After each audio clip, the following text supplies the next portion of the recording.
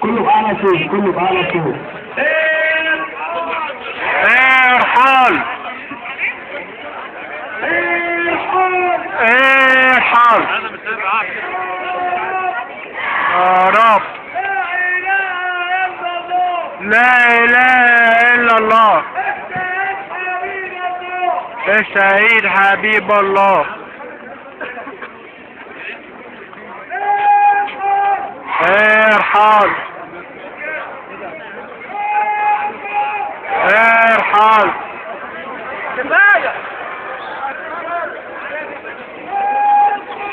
ارحل. آمين. تعالوا مسلمة. قاتل قاتل قاتل قاتل.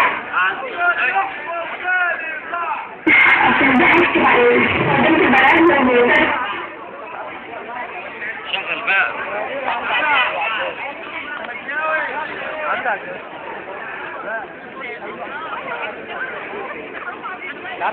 يقول يا جدعان بقى.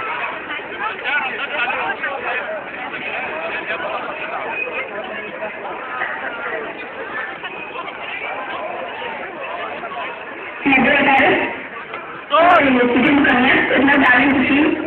حاجة كده تمام. المطار ده أنا والله في مدرسة كده شفته كان ممكن يحصل لو كنا بنلعب مصر. لو عملنا ده كان ممكن يحصل لأي بنت تانية.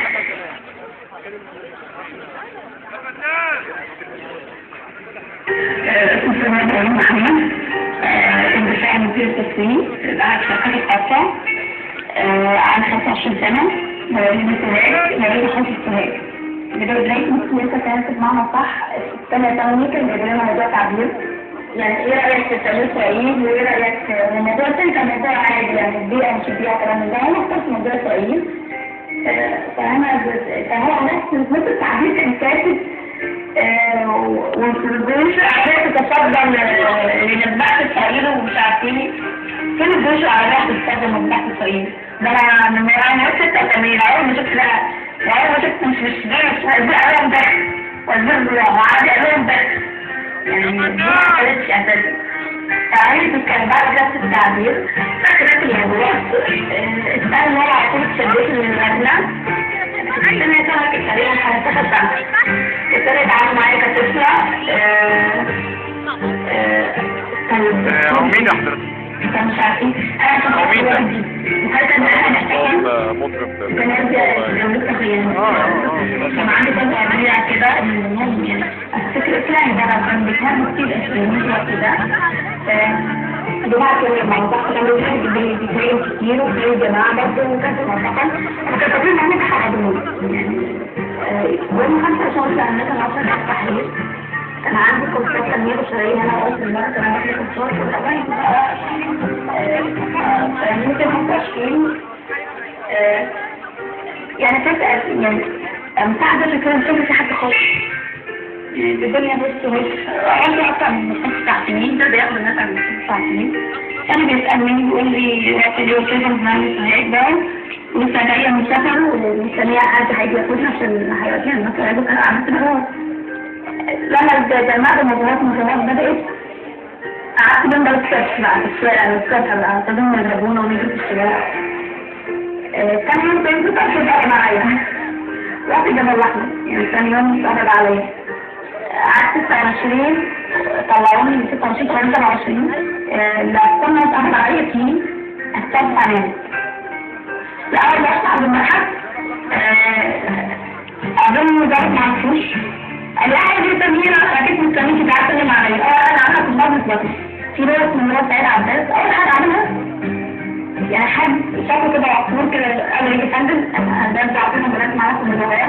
ولا يا فندم هناخدهم مريحهم مش هخليهم ينزلوا الميزان ده ونص سنة اللي حضرتك تاخدهم. قالوا لا أول كلام سمعنا قالوا لا ده أنا جايبهم من بيت دعوة. كان أول كلام كان بصي كان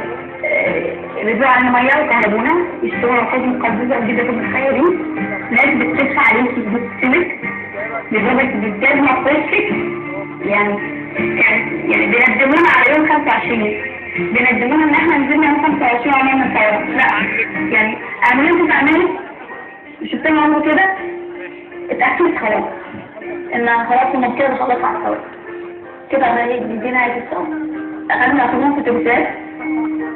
ودوني المكان ده يعني 26. المفروض انا كنت قلت هيحققوا معانا وروحهم هيعملوا ايه؟ مش معنى حاجة ان هم مش كل ساعة تقوموا في العصر هيحققوا معانا وروحهم يعني مش هعملنا حاجة خلاص يعني هم عملوا عند الملحق. شوف ضابط الجيش في بنات لابسين عليه الصبح في اخر مجموعة دخلت علينا طلعها من الملحق من جوه يعملوهم كده حتى نفسينه. البنات دي كانت بتشتم ضباط الجيش بألفاظ قبيحة جدا يعني عارفاها كده يعني مش مذكرة الساعة 10 كده 9:30 كانوا ياخدونا جابوا الكتاب كده حاطين في الكتاب طبعا ايدينا مخبطة مضروبين مدحولين وصلوهم لدرجة البلطجة بجد يعني بصي مدحولين يعني القطعة في بينها لما يقول عليك مرة انت عارف عوض قدامك هتصين كده جسمك كله يعني في بقع مكان كهرباء. لما دخل الصوت انا اهم حاجة الصوت. جابوا ايه؟ جابوا ازايز ابيض وازايز فعلا شكلها كده ازايز جابوا الحاجات دي كلها ومشيها قدامنا خيرونا معاها انها حاجة بتساعدنا واحنا بنات عملنا بنات بطارية واحنا بطارية عندو العادة كمان بقى اثنين يعني هما جايبين من بيت ضرار وجايبين حاجة اللي معانا تخيلي بعد حكاية بتقولي حاجة الصبح بكل ما حد يتحقق معانا فانتوا ما احنا انتوا خلاص في البلد انتوا عايزين ايه في البلد انتوا بقى سبب سلموا علينا ورديات طول الليل يعني 14 يوم يبقى 4 سنين اتقوى فيها كلنا بنضايق يعني والصراع درجة ان انا واحدة بدون لما خرجت من السجن خرجت بالبهدلة نفسية وجسدية ومعنوية حتى سألتني عليك السجن لما وصلنا هناك السجن الحربي وصلنا هناك وقضينا طفل واحد أنا كل معاها حاجة تسلمها أنا عندي صندوق من حاجتي بس المعي الفقط في جيبي المعي في جيبي زي بطل فيه يعني سلمت الكرنيات الدموية بعد طبعا هم خدوا ساعة من الحضور الشغل كلها سلموني الكرنيات أدلت على الشغل وسلموني الكرنيات هنا بتاع نادي سلموني الكرنيات خاصة بيا خدت الشنطة كلها مش مشكلة انت مش بس لابسة حاجة مش عاملة لابسة أي حاجة هتتكلم موبايلات سلمناها موبايلات سلمناها أنا عطيت وقت واحد والله العظيم صورة المخلوق حسن مبارد جديدة تعالى ورا صورة من المخلوق حسن مبارد جديدة الصورة دي أنا باينة ينفع على عام عليها خلاص أنت الشهر كان طلع صور والكلام ده من الشهر أما دي صورة جديدة أنا الشفافة الجديدة الحتة اللي أسعى دايما هي جديدة يعني جبت أحس أسلوب بعدين حضرتك يا فندم فأول ما دخلت عليها تقول لنا هو هتكلم هنا هتمسك هنا احنا كفينا في العمر حاجة شوية حاجة هتصنا حاجة أنا قلت يعني أكيد هيعمل كده بس قلت لهم أثبت في الجسم وعرفت مش يعني أي حد كان عايز أسأل ده فقلت بقى إيه حضرتك كان هو الكورس بتعمل إيه قالت لي ده 17 سنة احنا بنحب وانتوا مش عارفين ايه ليكوا هو الرئيس بتاعنا انتوا مالكوا مالي قال لي لا مش الشكل قال لي كل شيء اصابات بقى قلت له كلنا في الاعتبارات كده من كتر الضرب كتر التعطيش تضرب واحدة الثانية الثالثة حتى ما تدور عليا انا رحت وضع كده غرفة شبكها يعني ممكن تقولي متر ونص كمتر ونص شباك كبير يعني وجابها مفتوح وعطيت الشباك من الناحية الثانية انا دخلت مع المفروض فعلا فتشني كده يعني كده يعني زي ما بتفتش في المطار بتعملوا كده مفيش عادي تقول لي بتاكل العنزون سيئة في البيت تتمشي تحت البيت انت بتجمع الحاجات كلها انت بتستعمل حضرتك بس اتمشي البيت وتنزل ورا حضرتك لكن لا احنا مش عارفين دخل في حد يضربني فرجع العنف عني طبعا نلاقي الشباك واقفين بيضحكوا ويغنوا بعض كده وبيضحكوا والعذاب شايفك ولا اعتقد على الضباط يعني لكن ليه يتفرجوا كده عذاب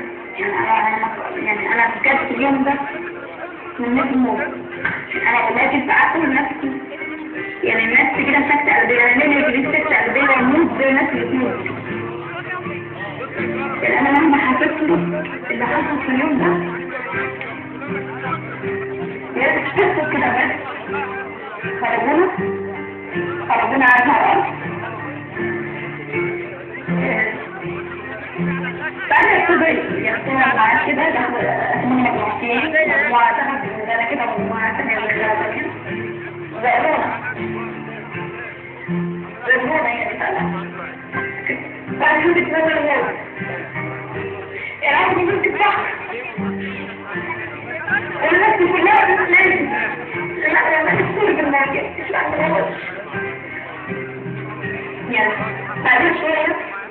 دخل علينا الضابط احنا عارفين كده ده كان معانا في الوصفات قليلة كان بقرانا من الأول من يحصل من بدأ معانا وقعنا علينا عشان نوقف الشباك فبقفل الشباك تفتح قاعد كانت زلزالة كان اشتمار بطال يعني كانوا يشوفوا شوطات التنمية مين تبقى أحسن بمعنى صح مين حقيقة تبقى أحسن الجامعة كده زي بس السجن المدامات لوحدهم والبنات لوحدهم أنا طلع علينا كده البنات كده والمدامات ناحية كده فيها البنات وأنا الصراحة يعني أنا عشان شفت الدعارة وشفت الدعارة يعني مثلا بلقولي في الدعارة قبل كل شيء يعني أول مرة كان اللي جبت الدعارة وبعديها بطلية بتاع الدعارة تفتكر اللي جبتها الدعارة يعني جت تخرج الثانية الثالثة الرابعة لكن الجد بتاعها قال لك مش كده ما هتنسيش بعد كده مش قادرة أتكلم اللي كانت بتقول لي مامي عشان دي هيكشف عليكي دي ده بس ديتي أنا قلعت البنطلون وانفع رجليكي طب أنا يعني هيكشف عليا الراجل يعني أنا اتعرضت قدامهم كان فرح بقى يتفرج عليا كمية الصوت وعزايا كتب بعد اسمك بس كمية التاني طب كمان من فضل بس ما الفضل من فضل بقى التسليم طب ده الدكتور هيقعد يجي 5 دقايق بيكشف عليك انت رد عليا ده بيذلك بيكسرك عشان كده ما تفكريش تقولي انا عايزه حق البلد دي عشان ما تفكريش تنزلي كده مجرد او تعملي اي احتجاج في اي ظروف ده ملازم ولا مش يعني هي هتقولي خلي بيكشف عليكي لا واقف من ناحيه راسي فراح تقولك بتاعتي هنا كده لا واحد ماسك الموبايل وبيلعب فيه يعني شوف الظل قد ايه الظل شوف الظل قد ايه الظلموتي يعني قد ايه تكسر نفسك قد ايه تكسر نفسك بعد ما شفت لقيته بيقول لي يلا بقى تشتغلي على اختراع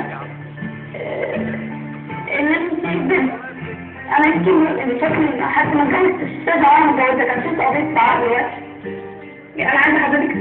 يعني هما بالطريقة دي يعني لو كنت انا مدام كنت متجوزة كان شفت قضية بتاعها دلوقتي انا بطلعها او اي حاجة مش من حقهم انهم يعملوا كده بس ما تقدرش كان تشتغل تتكلموا دول نفسيت يتقال لك خلاص ايه السايد مسافة كبيرة كده ده الكلام وبقول لهم بعد كام صوت كده وعايزنا لا أنت عليك يا فندم أنا عندي تحت الكلام على طول مش بعد كم سطر ومش بعد كام سنة أنا قلت أنا حاسة يعني كان عندي تطورات بعد كم سطر كان هو بحث حاجة تانية كنت هشيل قضية وبعدين دخلونا بعد كده كانت دخلونا في الجزء الثانية بعد ما خلصوا كاش خدت مجموعات كل واحد بيدور على زنزانته أساس قاعدة يعني مصدومة، مش متخيلة ابدا ان ده يحصل منهم، ما خطرش على بالي ابدا ان ده يكون منهم. انا عايزة اقول لك المفاجأة ان كانت في ناس بتفتح خط بيتدربوا علينا، يعني الناس اللي خرجت دي وراحت في بيتها وسكتت من اللي شافته منهم بجد. دول انا شخصيا اتوقع اعمل لهم اي حاجة، خلاص انا بعد الست ده اتوقع اعمل لهم اي حاجة ما بقى محاولة اهداء ضد الجيش اثناء خدمة عملهم. حلو اول تهمة، تاني تهمة 10 دقايق موتور، رابع تهمة اسلحة بيضاء، خامس تهمة كان حد التجارة موجود عليه الساعة 4:30، حد التجارة كانت الساعة 2 بالليل وانا موجود عليه الساعة 3:30. تعطيل حركة المرور والكاميرات كلها كل العالم عارف ان المرور كان ماشي رايح جاي عادي، مفيش اي مشكلة. كان نقعد على الرصيف كده والمجموعة تقعد عند كنتاكي وكانوا مسهلين حركة المرور اساسا. دي حاجة. تكسير أرصفة الشارع، الأرصفة دي متكسرة من ساعة الآن المكان كانوا بيضربوا الناس بيها الأول، والآن الناس هو متكسرة عشان يضربوها الناس، يعني تكسرها من الأول. تكسير سيارات المواطنين، طب أنا كسرنا سيارات المواطنين. أنت لو صادق قول مواطن فلان ومواطن فلان ومواطن فلان كسراتهم متكسرة من التحرير. دي كانت طبعا لما جيت أنا يعني بقول له يا فندم يعني أنا حضرتك أنا مفيش أي حاجة في البحث، وكان يوم المفروض أقول له المفروض أقول يعني أنا كنت دافع عنه هيقول لي إيه مبهدلك كده، وهو دافع عني.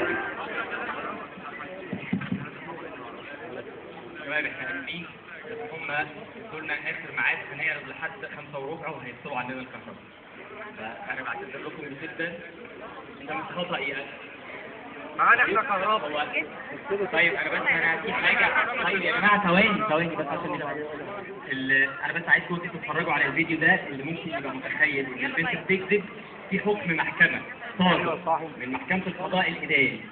يثبت الواقعه، واللي يحب يدور عليه يقدر يدور عليه على الانترنت، يثبت الواقعه وبيلغيها. فاحنا كقانونيين بنقول ان الحكم عنوان الحقيقه، فما اعتقدش انه دي مسألة قابلة للجدل بعد كده.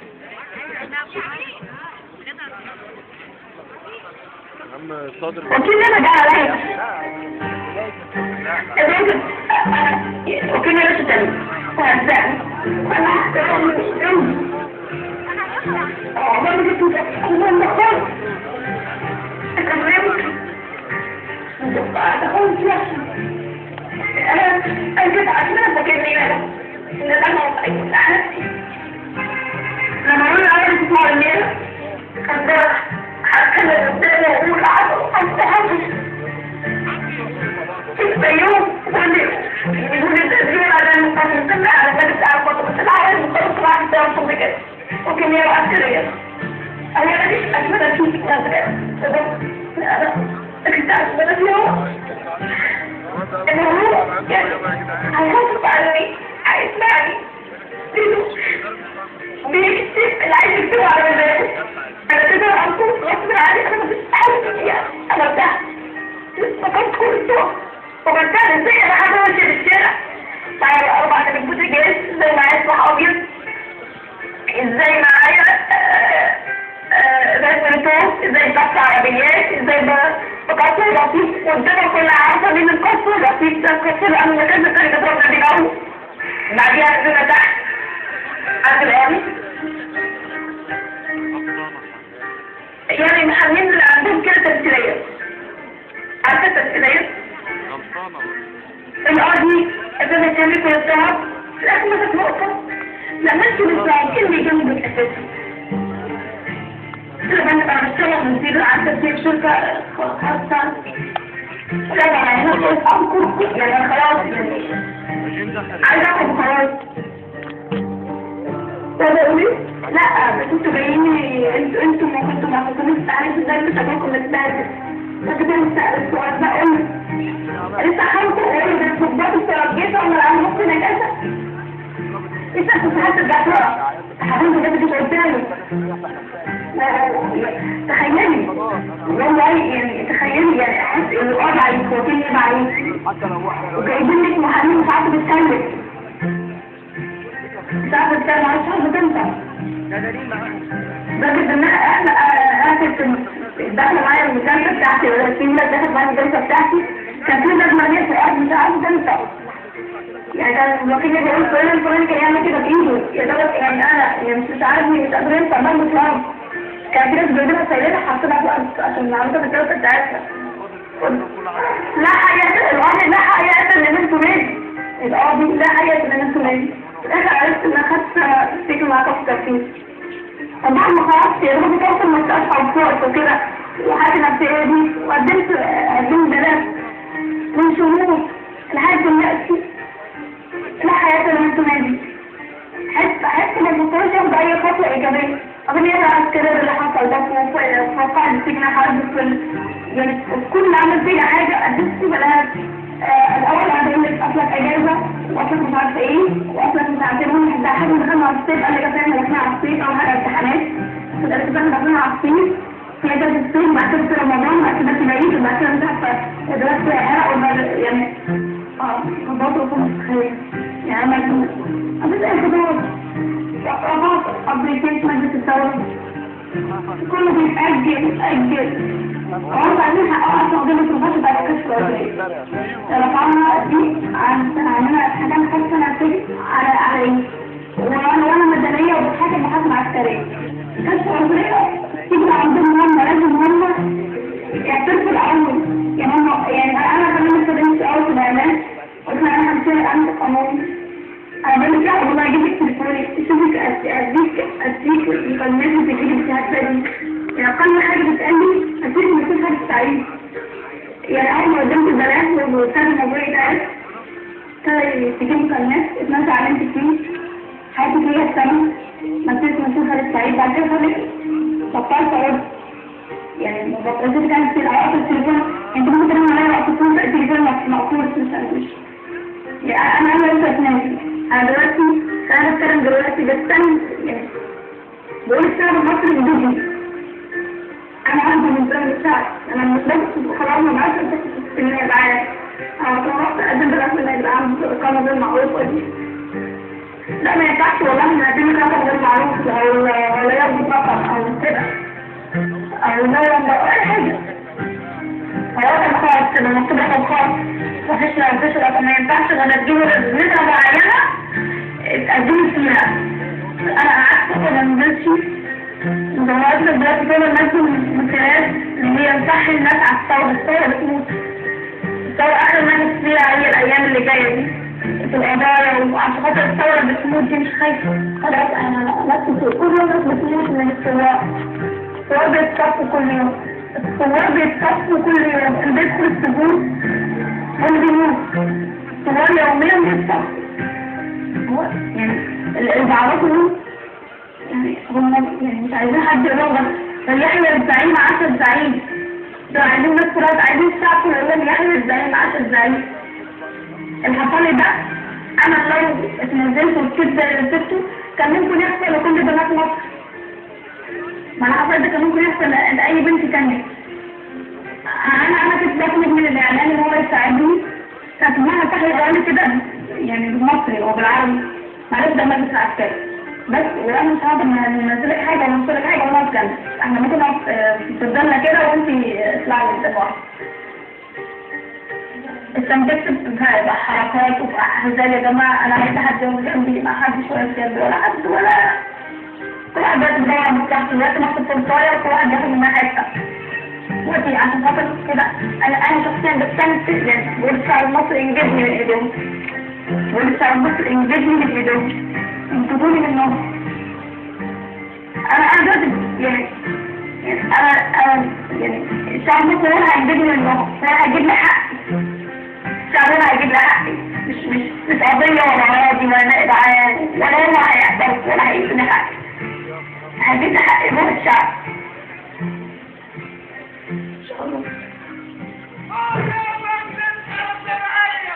يا مجلس بلا شرعيه 20 كشف العذرية. شباب احنا مستمرين معاكم ان شاء الله لحد ما يفصلوا عندنا الكهرباء، حابب يقعد معانا وهنعرض فيديوهات تانية. احنا بنتأكد في الاول، احنا كنا ميعادنا المفروض يقطعوا علينا كهرباء 5 الساعة 5 بالظبط، هم سمحوا لنا بنص ساعة، فاحنا هنفصل دلوقتي، لكن ان شاء الله بنرجع على ميعاد المسيرة الساعة 10:30 ان شاء الله. هنمشي من هنا عند القبة، هنلف في الجامعة هنروح لجامعة عين شمس وهنتواجد هي جامعة عين شمس وحلوان، وان شاء الله نقف واقفة احتجاجية عند وزارة البيئة. تجمع 10:30 ان شاء الله. ربنا معاكم، ربنا مع الكل. بنوصل الامن مرة تانية ان شاء الله.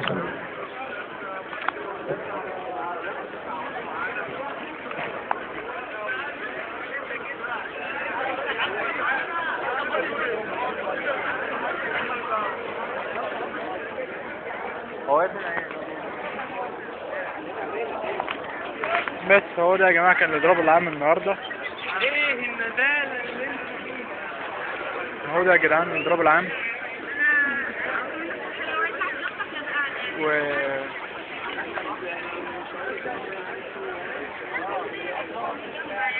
ولازم سنة كده في النهارده 10:30 مسيرة من هنا لجامعة القاهرة، مش عارف التقى مع جامعة حلوان، جامعة جامعة عين شمس قصدي، وتانك مع جامعة حلوان، يكون اللي هم الثلاثة، جامعة حلوان وعين شمس والقاهرة. اضراب عام خلاص، يسكت المجلس العسكري.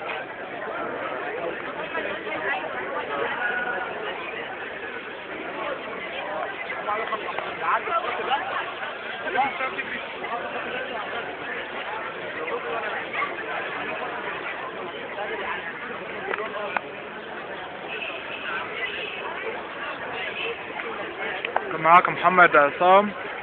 ضرب العام جامعة القاهرة، والسلام عليكم ورحمة الله وبركاته.